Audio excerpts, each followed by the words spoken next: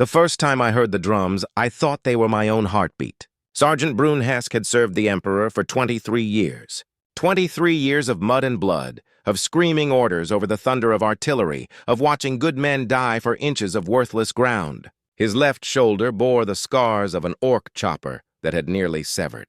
His arm on Gorgo Prime, his right temple, carried the puckered mark where shrapnel from a heretic's grenade had kissed him on the killing fields of Mordia Secundus.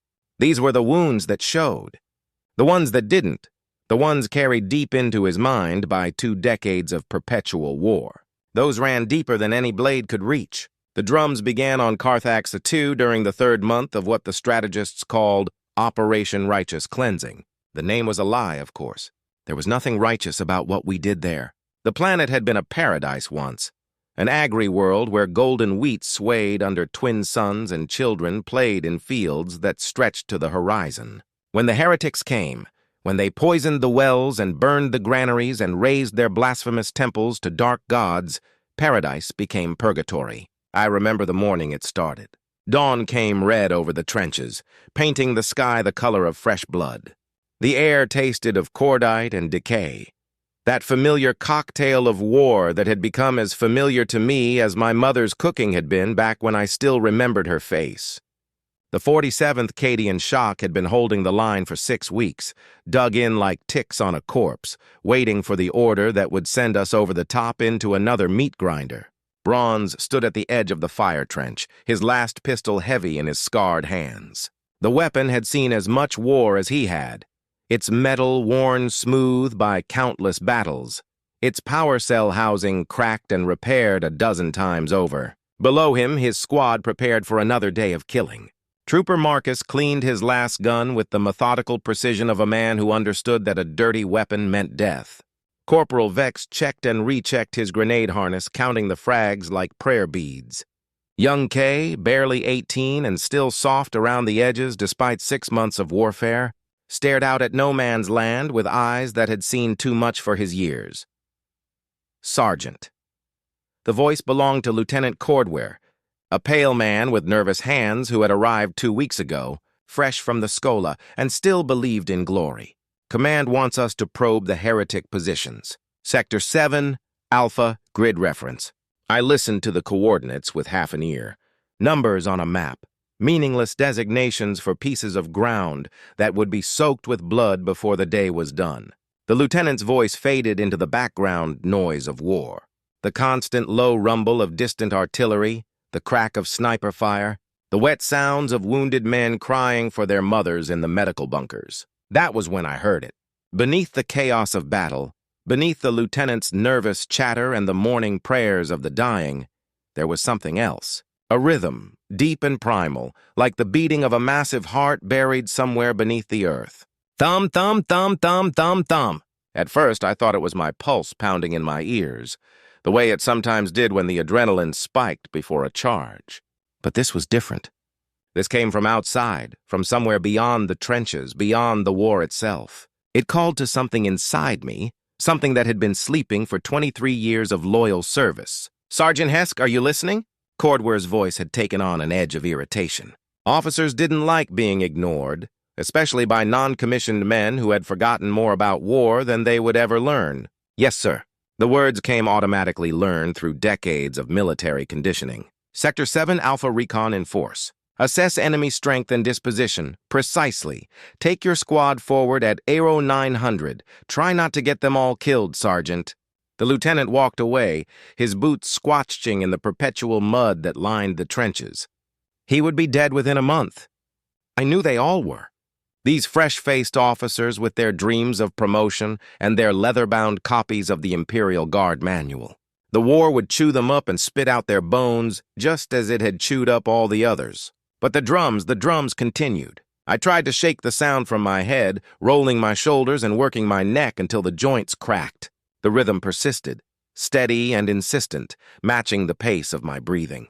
It wasn't unpleasant exactly. If anything, it felt natural, like a song I had once known but forgotten. Like coming home after a long journey. All right, you worthless dogs. I barked at my squad, falling into the familiar cadence of command. We're going over the top in 30 minutes. Check your weapons. Check your armor. Check the man next to you because his life might be the only thing standing between you and a heretic's blade." The men responded with the practiced efficiency of veterans. Even young Kane moved with purpose now, his hands steady as he chambered a fresh power cell into his lasgun. These were good soldiers, men I had trained and fought beside and bled with across half a dozen worlds. They deserved better than to die for inches of poisoned dirt on a planet whose name would be forgotten by history. The drums grew louder as we prepared to move out. They seemed to echo off the trench walls, reverberating through the packed earth and broken ferrocrete that formed our makeshift fortifications. I wondered if the others could hear them too. But their faces showed no sign of recognition. Perhaps it was just me. Perhaps 23 years of war had finally caught up with the inside of my skull. At Oro 900 precisely, we went over the top. The no-man's land of Carthax III stretched before us like a vision of the hell that awaited the unfaithful. Shell craters filled with stagnant water reflected the bloody sky. Coils of razor wire glinted with morning dew that looked suspiciously like tears. The bodies of previous assaults lay scattered across the torn ground, some in the uniform of the guard, others wearing the crude armor and blasphemous symbols of the heretics. The dead made no distinction between loyalty and treachery. They were all just meat now, left to rot under alien suns. We moved in standard formation, Vex on point, Marcus and Kane covering the flanks, myself bringing up the rear with the Vox unit crackling against my back. The going was slow. Every step a negotiation with the sucking mud and twisted metal that carpeted the battlefield. Somewhere ahead, the heretics waited in their own trenches, just as cold and miserable as we were, just as ready to die for their convictions. The drums continued their relentless rhythm, and I found myself moving to their beat. Step, step, step. My boots squelched in perfect time with the phantom percussion that filled my head. It gave me strength somehow, made each step feel lighter despite the weight of my gear. Made the last gun in my hands feel like an extension of my own body rather than just another piece of military hardware. Contact front, Vex whispered into his microbead. 200-me fortified position. Looks like a listening post. I crawled forward through the muck until I could see what he was talking about. A cluster of sandbags and broken ferrocrete formed a rough circle around what had once been a civilian dwelling. The windows had been blocked with metal plates. Gun ports cut at strategic intervals. Smoke drifted from a makeshift chimney carrying the smell of cooking meat that made my stomach growl despite the circumstances. "How many?" I asked. "Hard to tell, Sergeant. I count at least 4, maybe 6. Light weapons, nothing we can't handle. Standard procedure would have been to call in artillery to rain down Emperor's wrath from above until nothing remained but crater and corpses. But artillery was precious on Carthax Thuth, and command had made it clear that every shell needed to count. We would have to take the position the hard way with last fire and steel and the kind of close-quarters butchery that separated soldiers from civilians. The drums pounded harder as I studied the heretic position. My pulse quickened and I could feel something stirring in my chest, something that had been dormant for too long. It was anticipation, I told myself, the natural response of a veteran soldier preparing for combat. Nothing more than that. "Marcus Caney, you'll provide covering fire from that shell crater to our left," I said, pointing to a depression that would give them a clear line of sight to the enemy position. "Vex, you're with me. We'll work our way around to the right flank. Try to get behind them before they know we're here." "What about prisoners?" Sergeant Ka asked. Command wanted intelligence on their numbers and dispositions. I looked at the young trooper for a long moment, remembering when I had been like him, when I still believed that wars could be fought cleanly, that there was honor to be found in the killing fields, that the Emperor's light could shine through even the darkest campaigns. That innocence was precious, and part of me wanted to preserve it for as long as possible. But the drums were getting louder now, and with them came a hunger I had never felt before, a need that went beyond duty or tactics, or the simple desire to survive another day. I wanted to see blood. I wanted to hear screams. I wanted to feel bones break under my hands and watch the light fade from enemy eyes as they realized that their dark gods could not save them from the fury of the Imperial Guard. "No prisoners." I heard myself say, "Kill them all." The word surprised me. In 23 years of service, I had always followed the rules of engagement, always tried to conduct myself with the honor befitting a servant of the throne. Prisoners were valuable. Intelligence was crucial. Unnecessary killings served no tactical purpose and reflected poorly on the regiment's discipline. But as soon as I spoke the words, they felt right, natural, like a key turning in a lock that had been waiting to open for decades. We moved into position with the practiced stealth of veteran soldiers. Every step was calculated, every breath controlled, every heartbeat synchronized with the phantom drums that continued to thunder in my skull. The sound was so loud now that I couldn't understand how the others failed to hear it. It seemed to shake the very ground beneath our feet, to echo off the clouds and reverberate through the bones of the earth itself. The first heretic died without ever knowing we were there. Vex put a lust bolt through his head as the man stood up to stretch his back, probably tired from a long night of standing watch. The corpse toppled backward into the fortified position, and I heard shouts of alarm from the others inside. "Now!" I roared, and we were moving. The next few minutes became a blur of violence and noise. Last fire crackled through the air, painting everything in strobing red light.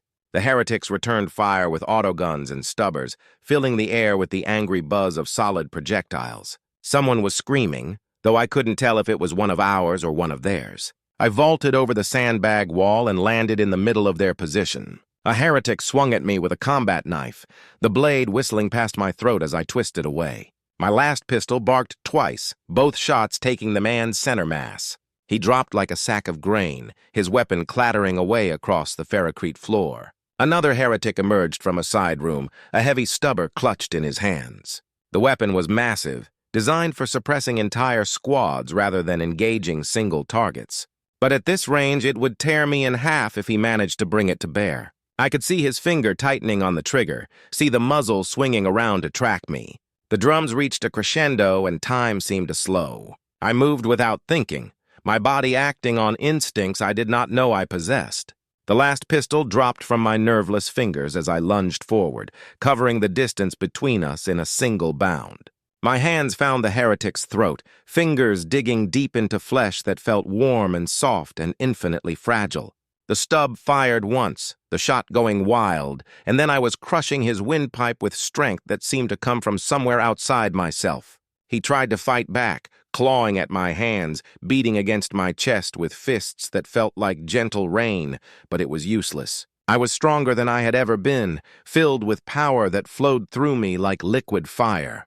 The heretic's eyes bulged in their sockets, his face turning purple as I squeezed the life from his body. I could feel his pulse fluttering against my thumbs, could hear the wet rattle as his lungs fought for air that would never come. And I laughed. The sound that came from my throat was not the laugh of Sergeant Bronesk, loyal servant of the throne. It was something darker, hungrier, filled with joy at the sight of suffering and death. The heretic's struggles grew weaker, and my laughter grew louder until it seemed to drown out even the thunder of the drums that continued to pound in my skull. When the heretic finally went limp, I held him there for another few seconds, savoring the weight of his corpse in my hands. Then, I let him drop and turned to find the rest of my squad staring at me with expressions I couldn't quite read. "Sector clear," Vex reported, his voice carefully neutral. 6 hostiles down, no friendly casualties." "Good work," I said, surprised at how normal my voice sounded. "Sweep the position for intelligence and usable supplies. We'll hold here for 15 minutes, then continue the patrol." The men moved to obey, but I could feel their eyes on me as they worked. They had seen something in those moments of violence, something that disturbed them more than the simple fact of killing enemies. I wanted to reassure them, to explain that nothing had changed, that I was still the same sergeant who had led them through 24 campaigns. But that would have been a lie. Something had changed when I felt the heretic's life drain away beneath my fingers. Something fundamental had shifted inside me, like a door opening onto a room I had never known existed. The drums were quieter now, satisfied for the moment, but they had not stopped entirely. They would never stop entirely. I realized they were part of me now, as much a part as my heartbeat or my breath. We found little of intelligence value in the heretic position. A few maps marked with positions that had probably changed since they were drawn. Some personal effects that told us nothing we didn't already know about enemy morale and supply lines. A Vox unit that had been damaged beyond repair, its circuits melted by what looked like deliberate sabotage. What we did find were the bodies of 3 Imperial citizens, civilians who had been captured during the heretics' advance across the agricultural districts. They had been tortured extensively before they died, their flesh marked with symbols that hurt to look at directly. One of them had been skinned alive, another disemboweled while still breathing. The third had simply been beaten to death with crude implements, his skull caved in by repeated blows. Looking at those bodies, I felt the drums quicken again. But this time, the rhythm was different. This time, there was anger mixed with the hunger, a righteous fury that demanded satisfaction. These heretics had tortured innocents, had defiled the Emperor's subjects for their own twisted pleasure. They deserved more than simple death. They deserved to suffer as their victims had suffered. "Throne, preserve us," whispered young Cain, his face pale as he stared at the mutilated corpses. "How could anyone do this to another human being?" "They're not human anymore," I said. And the words carried more truth than I had intended. The moment they turned from the Emperor's light, they became something else, something that needs to be destroyed. We left the listening post behind and continued our patrol. But the sight of those tortured civilians stayed with me. Every step we took, every breath we drew was bringing us closer to more heretics.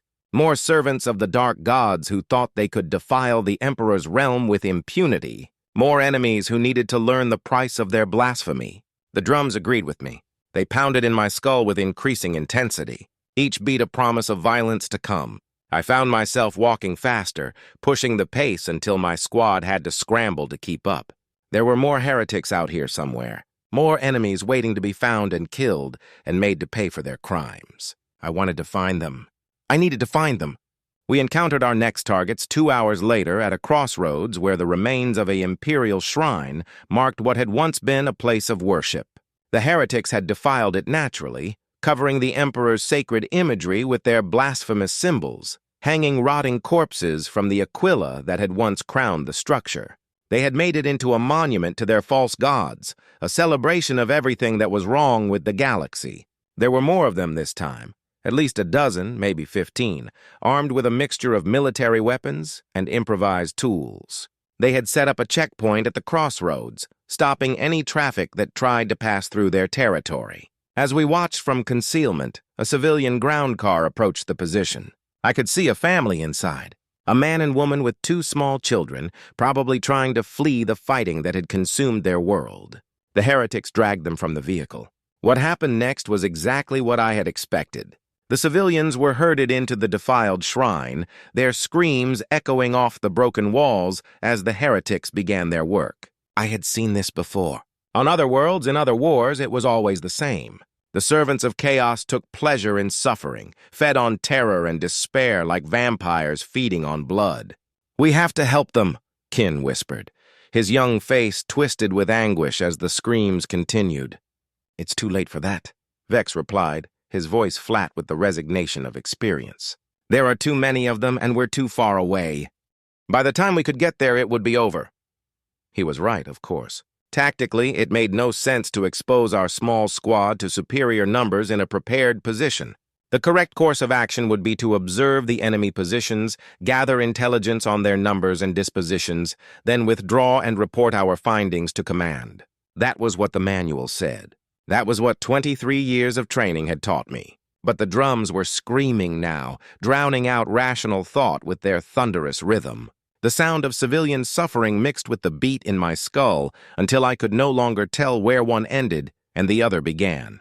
Something hot and red was building behind my eyes, a pressure that demanded release. "No," I said, standing up from our concealment. "We're going in." "Sergeant, that's suicide," Vex protested. "There are too many of them. We need to fall back and call for support." I turned to look at my corporal. This man who had served faithfully at my side for 3 years, who had saved my life twice and whom I had saved in return.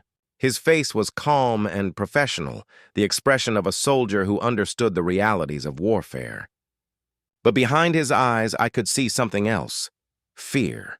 Not fear of death. That was something we had all learned to live with long ago. Fear of me. Fear of what I was becoming. "We're going in," I repeated. And this time my voice carried an authority that brooked no argument. "That's an order, Corporal."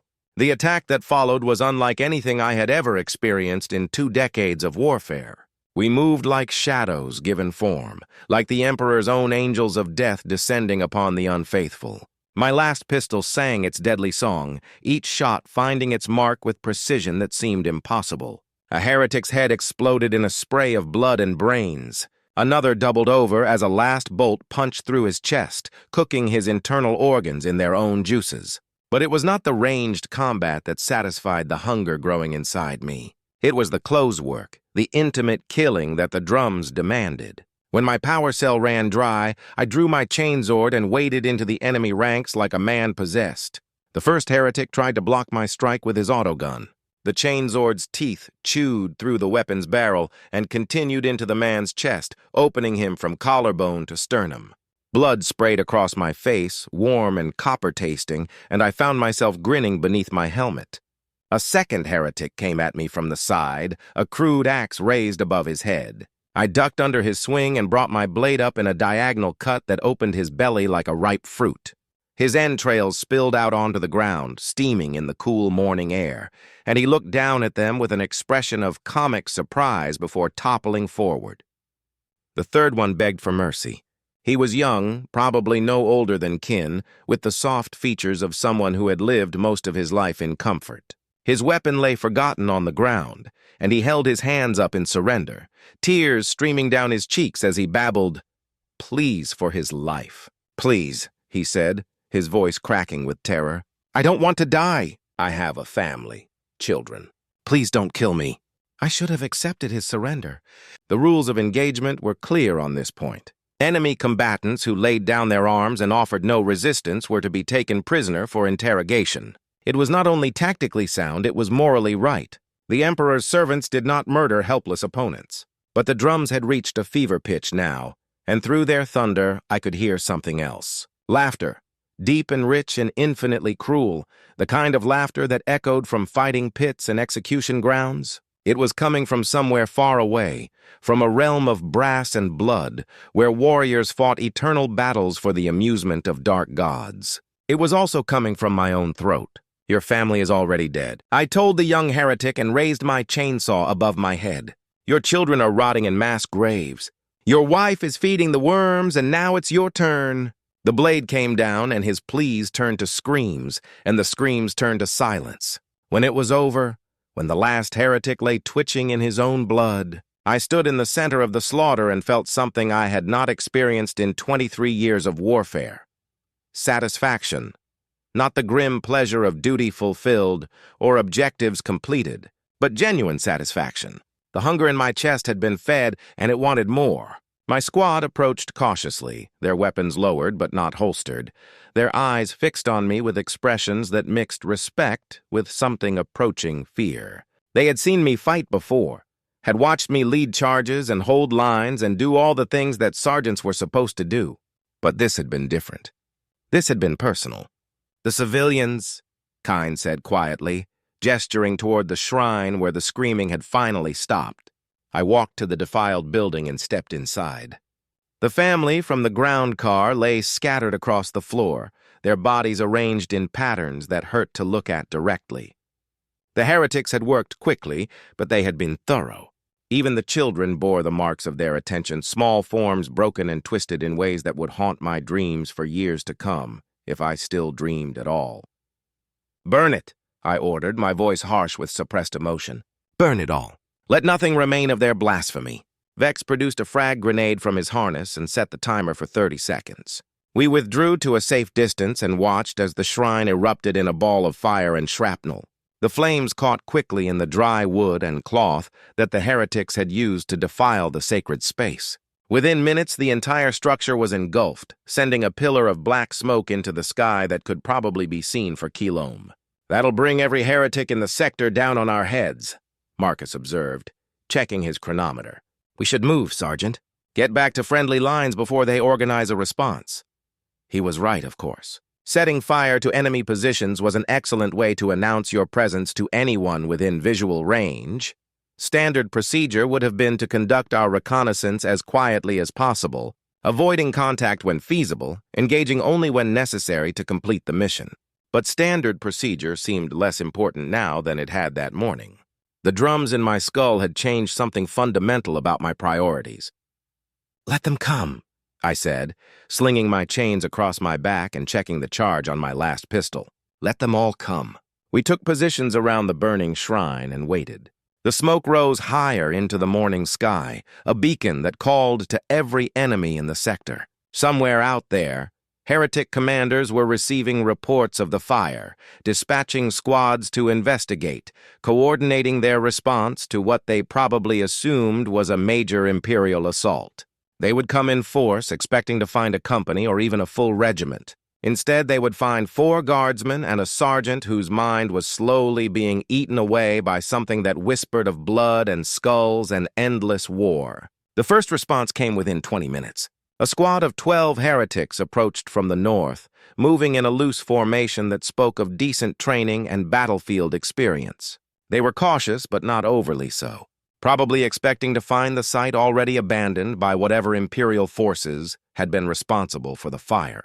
I let them get within 50 men before giving the order to engage. The opening volley cut down half of them before they even realized they were under attack. Last fire crackled through the air, painting everything in strobing red light, and the acrid smell of ozone mixed with the smoke from the burning shrine. The survivors sought cover behind a cluster of rocks that had once marked the boundary of the shrine's garden, returning fire with auto guns and las weapons of their own. Covering fire, I called to my squad and broke from concealment. What followed was not tactics in any sense that would be recognized by the scholar Progenium.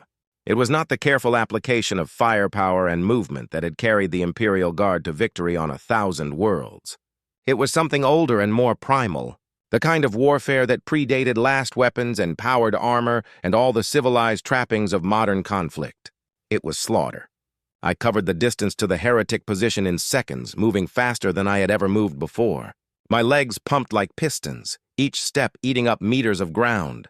My body filled with strength that seemed to come from somewhere outside myself. A heretic rose up to meet me, his autogun chattering as he emptied a clip in my direction. The rounds passed so close I could feel their heat, but somehow none of them found their mark. My chainsaw took his head off at the shoulders. Blood fountained from the severed neck, splashing across my armor and face mask, and I could taste copper through the air recyclers. The drumbeat in my skull reached a crescendo, and I threw back my head and roared my defiance at the sky. The sound that emerged from my throat was not entirely human anymore. The remaining heretics broke and ran. I pursued them across the broken ground, my sword singing as it carved through flesh and bone. One man made it almost 30 minutes before I brought him down, the chainsaw's teeth chewing through his spine just below the skull. Another tried to surrender, dropping his weapon and raising his hands in supplication.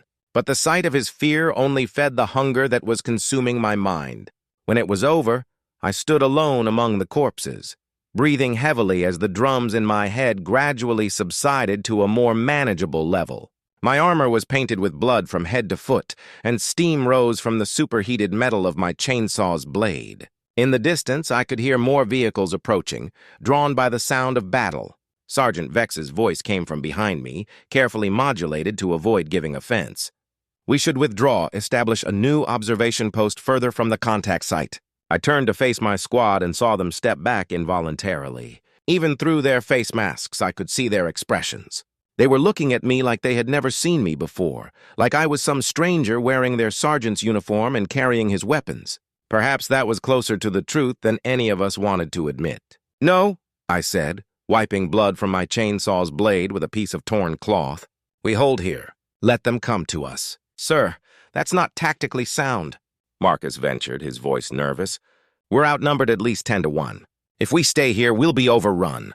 I looked at the trooper who had served under me for 2 years, who had followed me through the hell of Moria Secundus and the ice fields of Valhalla Prime. A good soldier, steady under fire.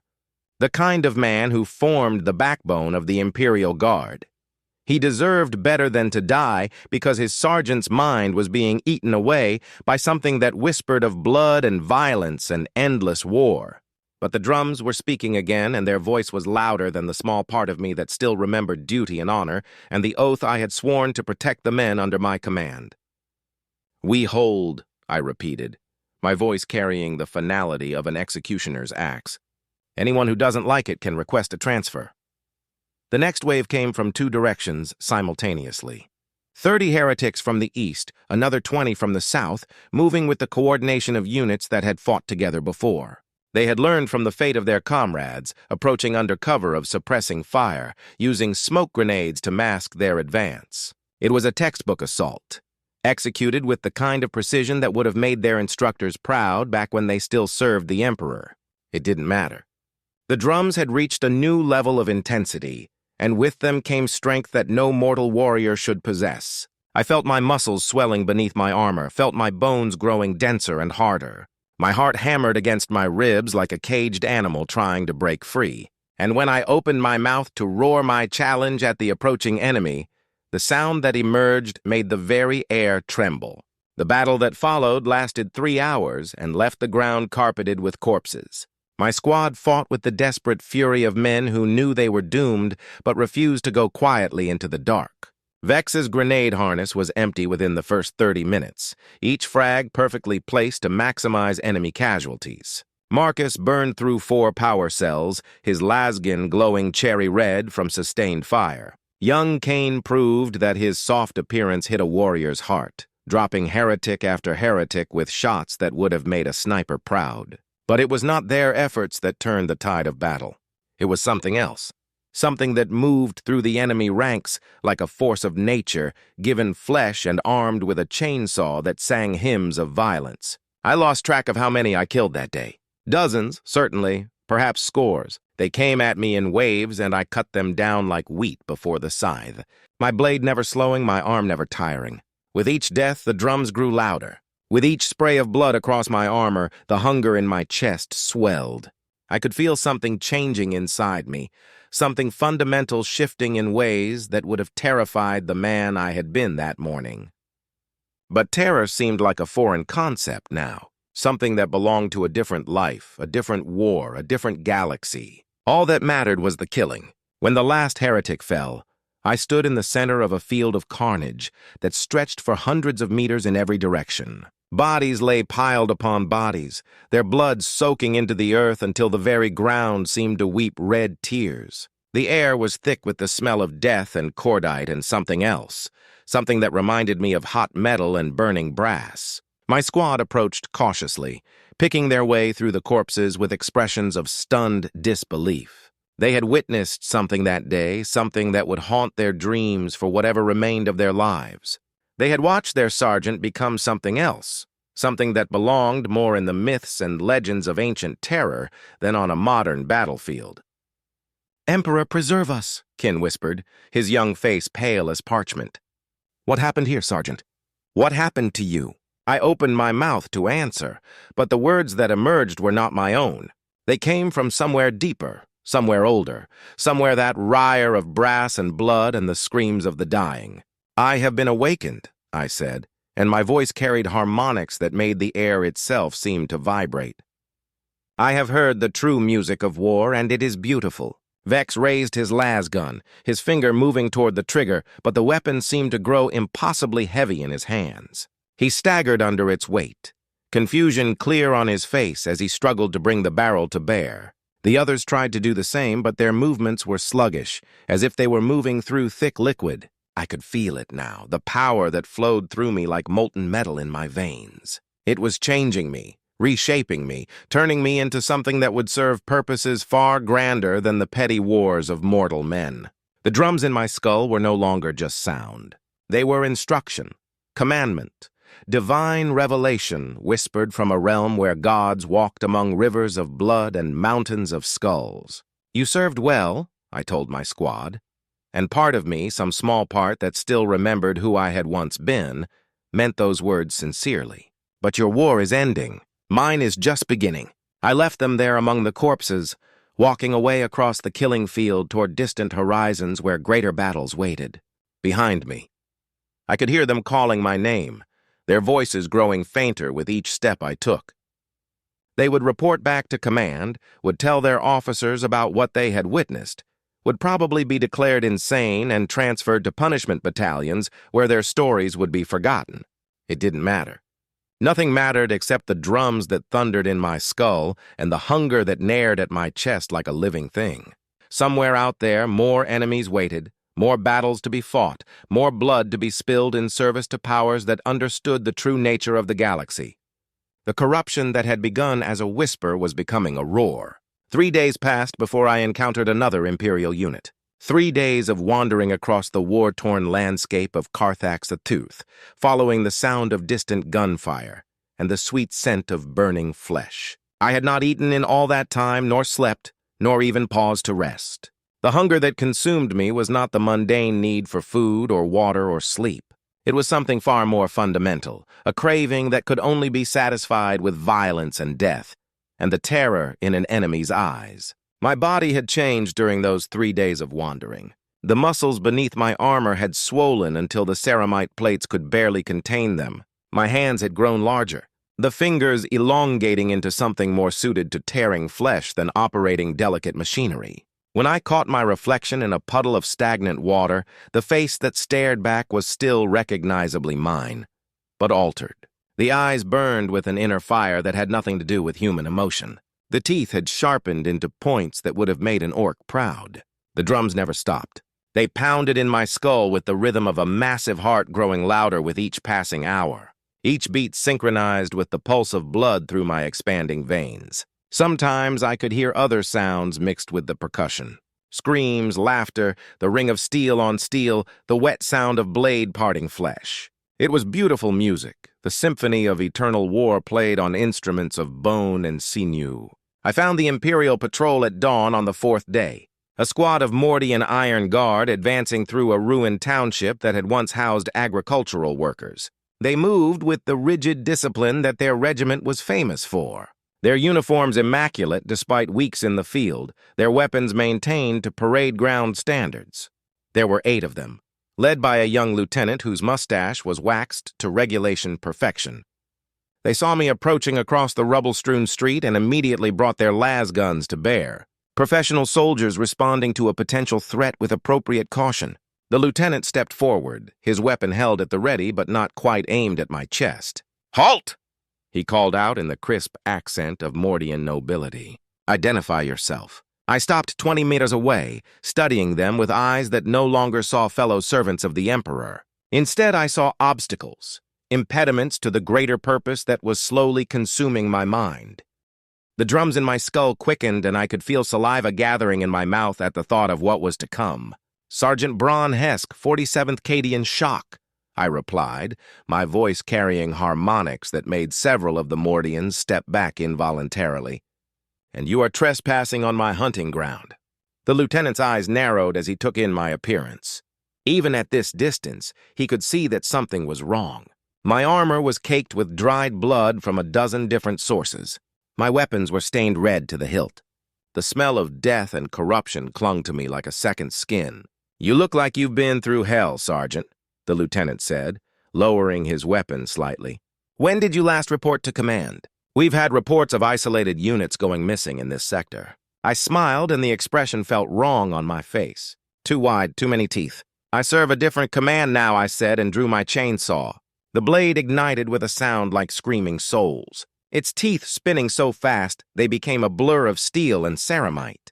The weapon had changed along with me, growing larger and heavier, its machine spirit corrupted by the same forces that were remaking my flesh. Runes of brass and bone had appeared along its length, symbols that hurt to look at directly and whispered promises of endless slaughter. The lieutenant opened his mouth to shout an order, but I was already moving. The corruption had made me faster than any human had a right to be. I crossed the 20M between us in the space between heartbeats, my chainsaw describing a perfect arc that took the lieutenant's head clean off his shoulders. Blood fountained from the severed neck, painting the morning sky in shades of crimson, and his body took 2 more steps before collapsing. The Mordians opened fire. Last bolts crackled through the air around me, but they might as well have been gentle rain for all the effect they had. The power that flowed through my veins made me faster, stronger, more resilient than mortal flesh should ever be. When a shot did find its mark, it barely scorched my corrupted armor, the metal plates having grown thicker and more resistant to damage. I moved among them like death incarnate, my chainsaw singing its hymn of destruction. The first Mordian tried to bayonet me, thrusting his weapon at my chest with parade ground precision. I caught the rifle by its barrel and crushed it in my grip, then backhanded him with enough force to cave in his skull. The second one screamed as my blade opened him from groin to throat, spilling his organs onto the broken concrete. The third one ran. I pursued him through the ruins of the township, my feet barely touching the ground as I bounded from rubble pile to collapsed wall. The Mordian was young and fit, probably a champion runner back on his homeworld, but he might as well have been standing still for all the good his speed did him. I caught him at the edge of what had once been the town's central square and lifted him off his feet by his throat. "Please," he gasped, his face turning purple as I squeezed. "I have a family. Children. Please." The words were meaningless noise, no different from the bleating of livestock before slaughter. I had heard them before, would hear them again, would always hear them. Fear was the same in every language, on every world, in the voice of every species that had ever drawn breath in this galaxy. It was the one constant in a universe of variables, the one truth that transcended race and creed and allegiance. I crushed his windpipe and let his body fall. The remaining Mordians were already dead by the time I returned to the square. They had tried to establish a defensive position behind an overturned ground car, but it had done them no good. My chainsaw had carved through their cover as easily as their flesh, reducing both steel and bone to the same red ruin. I stood among the corpses and felt the drums reach a new crescendo in my skull. Each death had fed the hunger that consumed me, but it also created a greater appetite. Like a man dying of thirst who drinks salt water, each kill only made me crave more. The corruption was accelerating now, reshaping not just my body but my very soul, burning away everything that had once made me human and leaving only the purest essence of violence behind. That was when I heard the artillery. The sound came from the west, a distant thunder that spoke of heavy guns and massed firepower. Somewhere out there, the war was still being fought by ordinary men with ordinary weapons. Soldiers who still believed in duty and honor and the possibility of victory. They would be concentrated in large numbers, hundreds or even thousands of combatants gathered in one place. A banquet of slaughter waiting to be consumed. I began walking toward the sound, my corrupted form moving with purpose across the devastated landscape. Behind me, the bodies of the Mordian patrol slowly cooled in the morning sun, their blood seeping into the thirsty earth. They had served their purpose, feeding the thing I was becoming, but they were just the appetizer before the main course. The drums in my skull had become a constant thunder now, drowning out all other sounds except the distant rumble of artillery. Each step brought me closer to the source of the thunder, to the masked armies that would provide the feast I craved. I could smell them already. Thousands of warm bodies sweating in their trenches, their blood just waiting to be spilled in honor of powers that understood the true nature of existence. I was no longer Sergeant Bron Hesk of the 47th Cadian Shock. That man had died somewhere in the ruins of Carthax II, his soul devoured by hungers too vast for mortal comprehension. What walked in his place was something else entirely, a creature of brass and blood and endless war shaped by forces that had existed since the birth of the galaxy. I was becoming what I had always been meant to be, a weapon, a killer, an avatar of the blood god's will, made manifest in flesh and bone and corrupted steel. The artillery grew louder as I approached the main battle lines, and with it came other sounds. The crack of lost gunfire, the scream of dying men, the roar of engines, and the whistle of incoming shells. It was beautiful music. The symphony of war played at its grandest scale. Somewhere ahead, armies clashed in battles that would determine the fate of worlds. Their commanders moving pieces across boards they could not truly see. But I could see the corruption had opened my eyes to truths that lesser minds could not comprehend. This war, like all wars, was nothing more than a ritual. A sacrifice offered up to powers that fed on violence and death and the anguish of mortal souls. Every bullet fired, every blade thrust, every drop of blood spilled was an offering on altars built from the bones of the fallen, and I would be the high priest of that sacrifice. The Imperial forward positions came into view as the sun reached its zenith. Trenches and bunkers scarred the landscape for kilometers in every direction, filled with men who thought they were fighting for the Emperor, but were really serving a far older and hungrier god. Artillery pieces hurled their shells across no man's land with metronomic precision. Each explosion a prayer offered up to the altar of war. I could see the command bunker in the distance, its armored walls bristling with Vox aerials and Auspex arrays. Inside would be the officers and strategists who planned the movements of thousands, who decided which units lived and which died, who chose the time and place of each engagement. They thought they controlled the war, but they were as much prisoners of it as the lowliest trooper in the firing line. Soon they would learn the truth.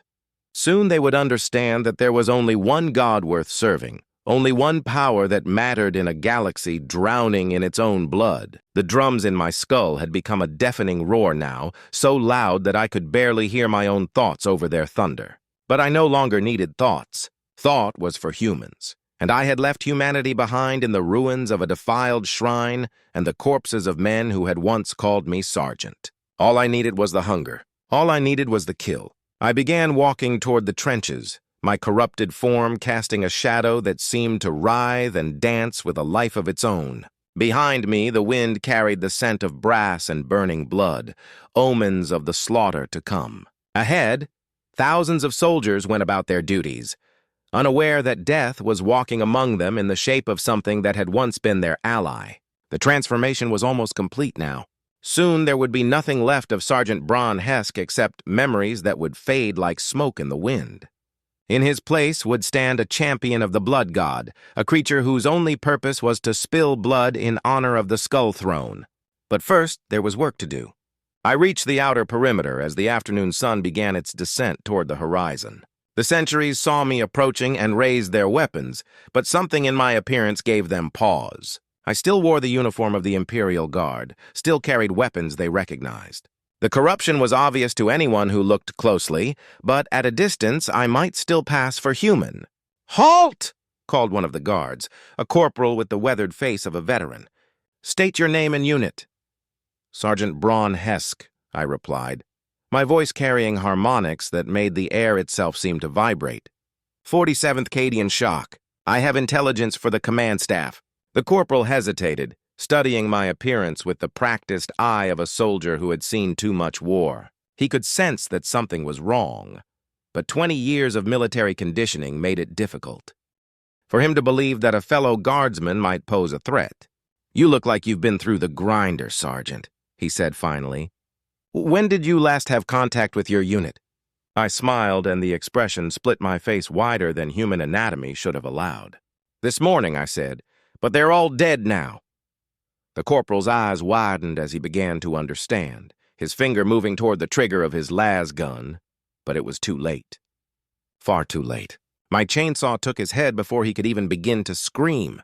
The massacre that followed would be remembered in the annals of Carthax Thirth as the Crimson Hour, 60 minutes of slaughter that saw an entire regiment reduced to scattered body parts and pools of cooling blood. I moved through their positions like a force of nature, my corrupted blade carving through men and material with equal ease. Nothing could stand against me. Nothing could slow me down. The hunger had consumed everything that had once made me human, leaving only the purest essence of violence behind. I was no longer a man who killed. I was killing itself given form and purpose, a living weapon shaped by forces that had existed since the birth of time. When it was over, when the last screams had faded, and the final drops of blood had soaked into the thirsty earth, I stood alone among the ruins of what had once been the 23-year Mian Iron Guard. Their regimental standard lay trampled in the mud, its proud aquelar stained with the gore of those who had died defending it. But their deaths had not been in vain. Each life I had taken was an offering to powers greater than any mortal mind could comprehend, a sacrifice that would echo through the warp for all eternity. Their blood had fed the eternal war that raged in realms of brass and bone, where champions fought endless battles for the amusement of gods who understood that violence was the only truth worth knowing. I threw back my head and roared my triumph at the bloody sky, and the sound that emerged from my throat was no longer human. It was the voice of something far older and far more terrible, a creature that existed only to kill and to spill blood in honor of the Skull Throne. The corruption was complete. Sergeant Braun Hesk was dead, consumed by hungers too vast for mortal flesh to contain. In his place stood something that had no name except for the whispered prayers of those who served the blood god, a champion a killer, a living weapon forged in the fires of eternal war. The drums in my skull had become a constant thunder now, so loud that they drowned out all other sounds. But I could still hear one thing above their roar. Laughter deep and rich and infinitely cruel. The voice of a god who had claimed another soul for his endless armies. I began walking toward the horizon where new battles waited and fresh blood could be spilled in honor of powers that understood the true nature of the galaxy. Behind me, the battlefield slowly cooled under alien stars, its carpet of corpses serving as a monument to the futility of mortal ambition. The war would continue without me. Other sergeants would lead other squads into other battles, and most of them would die just as meaninglessly as the men who had served under me. But a few, a precious few, would hear the drums as I had heard them, would feel the hunger as I had felt it, would discover the truth that lay hidden beneath the lies of duty and honor and faith. They would learn as I had learned that there was only one God worth serving in a galaxy drowning in its own blood, one power that understood the true nature of existence, one eternal truth that transcended race and creed and species. Blood for the blood god, skulls for the skull throne. The drums agreed.